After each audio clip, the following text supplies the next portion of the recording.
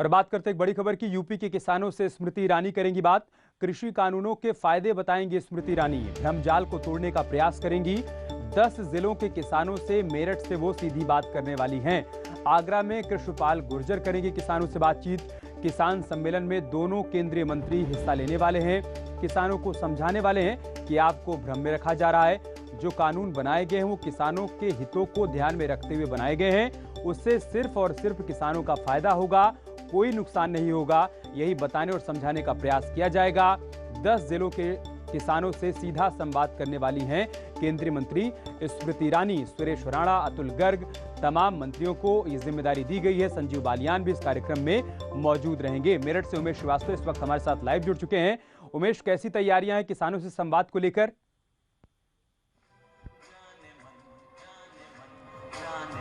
जी हाँ, देखिए अमित, किसानों को आज मोदी मंत्र दिया जाएगा।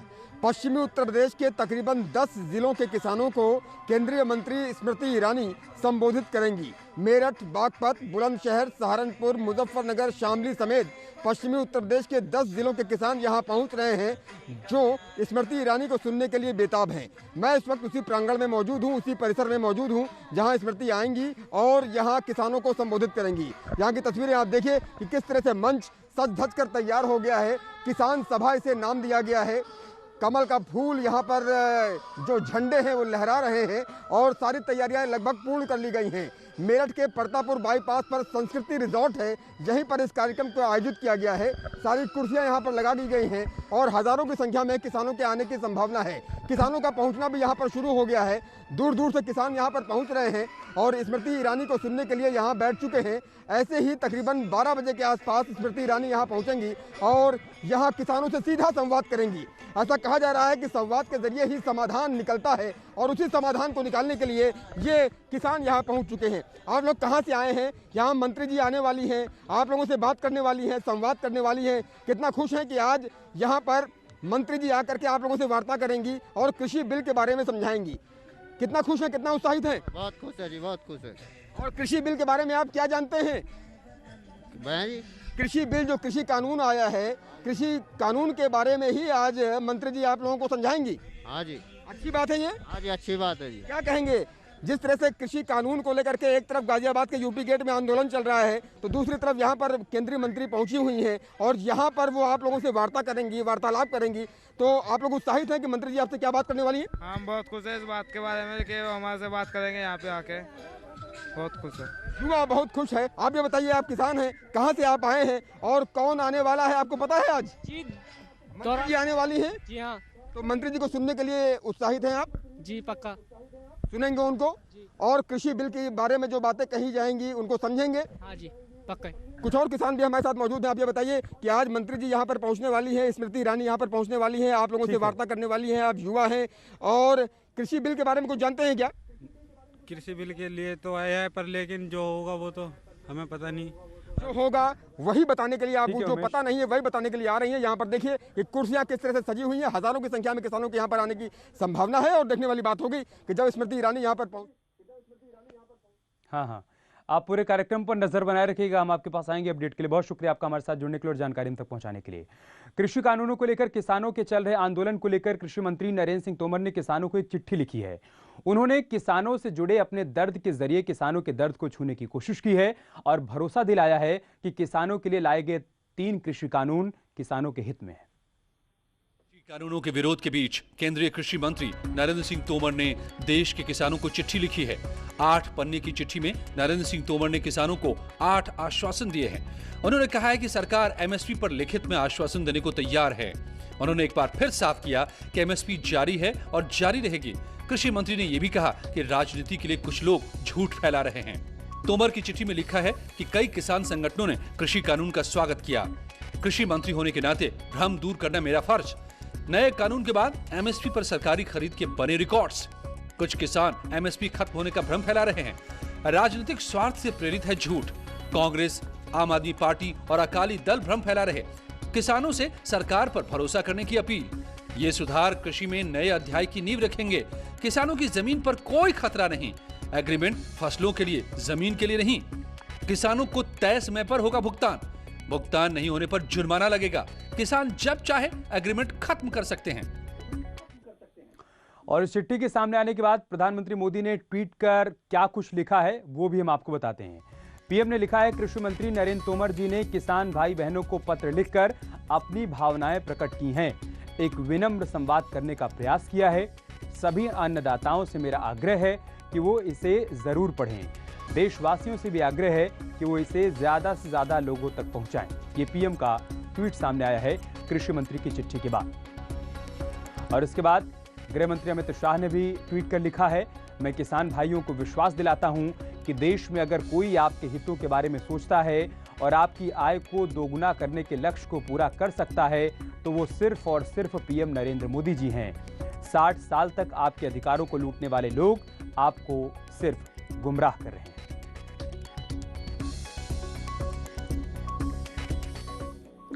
तो सरकार लगातार कृषि कानूनों को लेकर लोगों के बीच जा रही है, लेकिन किसानों के साथ सरकार की बात बन नहीं पा रही है। सरकार ने भी साफ कर दिया है कि किसी भी हाल में कृषि कानूनों को वापस नहीं लिया जाएगा। ऐसे में किसानों के साथ चल रही वार्ता भी अब रुक गई है और किसान कृषि कानूनों को वापस लेने की मांग पर अड़ गए हैं। ऐसे में बीजेपी ने कृषि कानूनों के बारे में जनता के बीच जाकर जानकारी देनी शुरू कर दी है। इसी सिलसिले में आज पीएम मोदी भी इस कार्यक्रम को आगे बढ़ाने वाले हैं। एमपी में किसान सम्मेलन को प्रधानमंत्री वीडियो कॉन्फ्रेंसिंग के जरिए संबोधित करेंगे और किसानों के बीच फैले भ्रम को तोड़ने का प्रयास करेंगे। इस भाषण का प्रसारण 23,000 ग्राम पंचायतों में सीधे तौर पर किया जाएगा।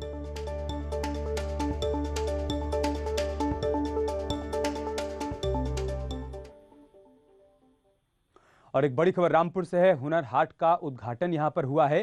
केंद्रीय मंत्री नितिन गडकरी अब से थोड़ी देर बाद उद्घाटन करने वाले हैं। सिद्धार्थनाथ सिंह भी इस कार्यक्रम में मौजूद रहेंगे।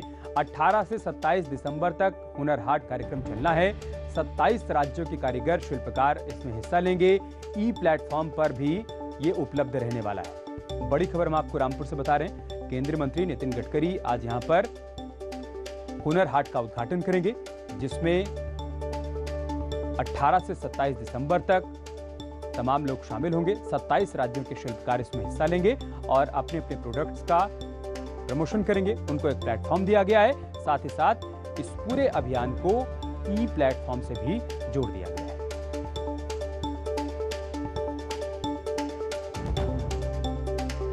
और हमारे सहयोगी विकास इस वक्त फोन लाइन पर हमारे साथ जुड़ चुके हैं।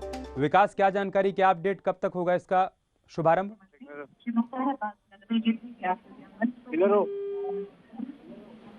विशाल, आपको आवाज मिल पा रही हो तो क्या अपडेट, क्या जानकारी है आपके पास?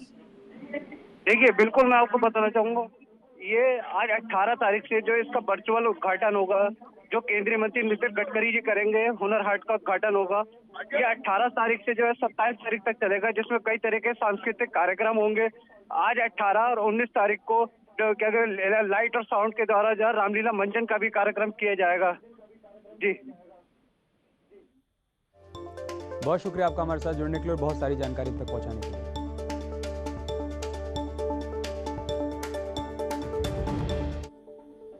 और एक बड़ी खबर प्रयागराज से, जहां पर माफिया मुख्तार अंसारी की पेशी होने को लेकर अपडेट सामने आया है। वीडियो कॉन्फ्रेंसिंग के जरिए पेशी हुई है। एमपी एमएलए स्पेशल कोर्ट में पेशी हुई है। 2010 में मऊ में हत्या का जो केस दर्ज था, उसी मामले में पेशी हुई है।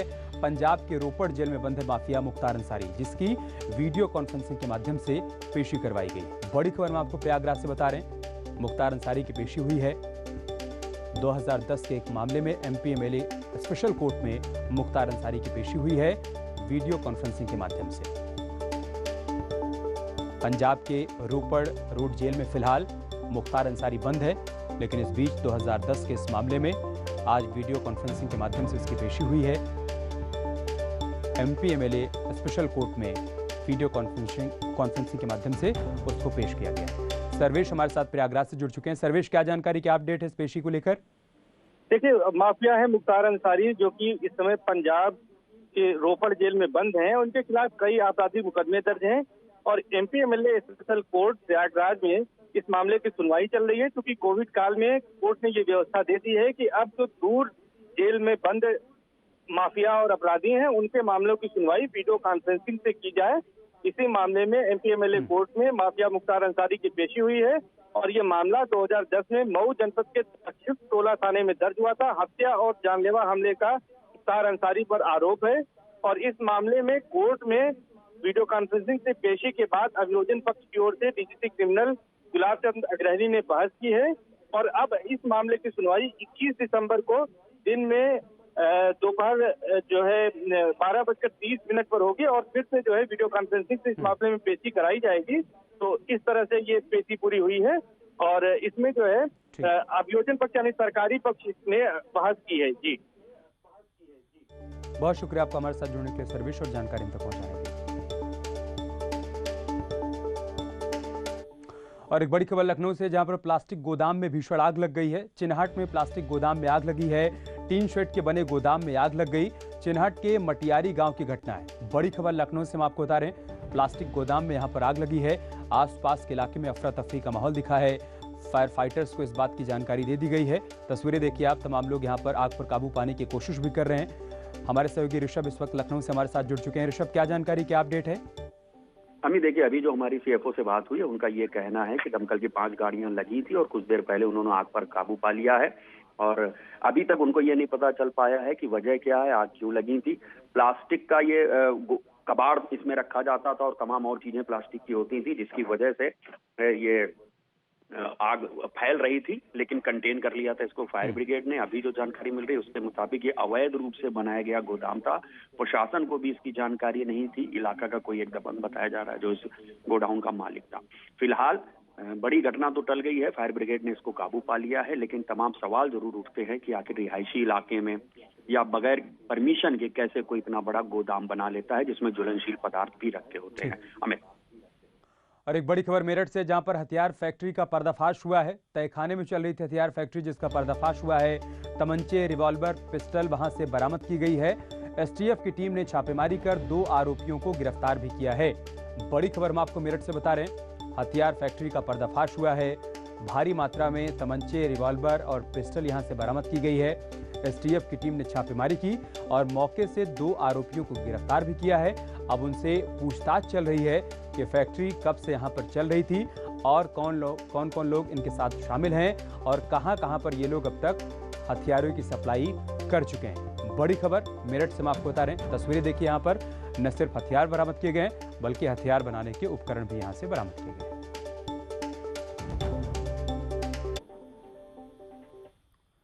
और हाथरस केस में एक बड़ा अपडेट सामने आया है। आज चार्जशीट दायर कर सकती है सीबीआई की टीम। सीबीआई की गाजियाबाद ब्रांच आज चार्जशीट दायर कर सकती है। 29 सितंबर को पीड़िता की मौत हुई थी। सफदरजंग अस्पताल में उसकी मौत हो गई थी। आज चार्जशीट दायर कर सकती है सीबीआई की टीम। ये बड़ी खबर, बड़ा अपडेट हम आपको बता रहे हैं। 29 सितंबर को पीड़िता की मौत हुई थी सफदरजंग अस्पताल में इलाज के दौरान और आज ये बड़ा अपडेट सामने आ रहा है कि सीबीआई की गाजियाबाद ब्रांच की जो टीम जांच पड़ताल कर रही है, आज वो चार्जशीट दायर कर सकती है। देखना होगा सीबीआई की जांच में क्या बातें सामने आई हैं, उसकी चार्जशीट में क्या कुछ तथ्य रखे गए हैं। फिलहाल अपडेट यही है कि आज सीबीआई की तरफ से चार्जशीट दायर की जा सकती है। शंकर आनंद इस वक्त हमारे साथ फोन लाइन पर जुड़ चुके हैं। शंकर, क्या जानकारी आपके पास इस बड़ी खबर से जुड़ी हुई? देखिए, हाथरस कांड जो है, इस मामले में आज सीबीआई चार्जशीट दायर कर सकती है और ये जो चार्जशीट दायर किया जाएगा गाजियाबाद स्थित सीबीआई की विशेष कोर्ट में दायर किया जाएगा।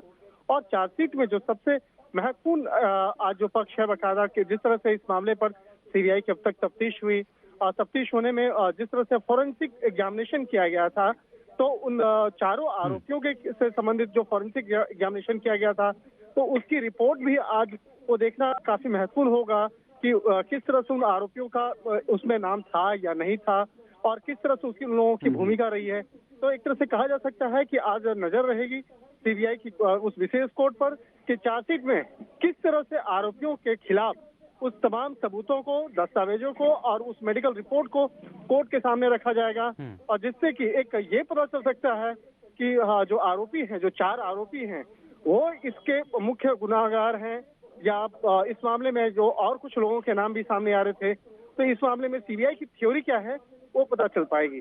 जी, बहुत शुक्रिया आपका हमारे साथ जुड़ने के लिए, तमाम जानकारी तक पहुंचाने के लिए।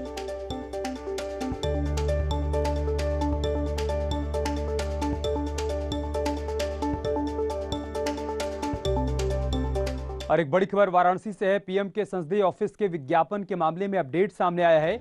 OLX पर डाला गया था विज्ञापन। इस मामले में 4 लोग गिरफ्तार किए गए हैं। बिक्री का विज्ञापन डाला गया था OLX पर। भेलूपुर के जवाहर नगर में संसदीय कार्यालय है और OLX पर उसकी बिक्री का विज्ञापन डाला गया था। इस पूरे मामले में अब 4 लोगों को गिरफ्तार किया गया है, उनसे पूछताछ चल रही है। बड़ी खबर, बड़ी जानकारी हम आपके साथ साझा कर रहे हैं। वाराणसी से बड़ी खबर सामने आई है। प्रधानमंत्री मोदी के कार्यालय की बिक्री को लेकर OLX पर विज्ञापन डाला गया था, जिसके बाद अब इस पूरे मामले में 4 लोगों को गिरफ्तार कर लिया गया है। संज्ञान में आया कि थाना भेलूपुर स्थित जवाहर नगर कॉलोनी में प्रधानमंत्री कार्यालय की फोटो खींच करके OLX वेबसाइट पर डाली गई है। इस प्रकरण का तत्काल संज्ञान लेते हुए थाना भेलूपुर में FIR दर्ज की गई और इस प्रकरण की जानकारी की गई। इस प्रकरण में सम्मिलित 4 व्यक्तियों को हिरासत में ले लिया गया है। जिस व्यक्ति द्वारा फोटो खींच करके वेबसाइट पर डाली गई, उस व्यक्ति को भी गिरफ्तार कर लिया गया है। उनसे पूछताछ जारी है। और चलिए इसके साथ इस बुलेटिन में इतना ही। खबरें जारी हैं, आप बने रहिए हमारे साथ। नमस्कार।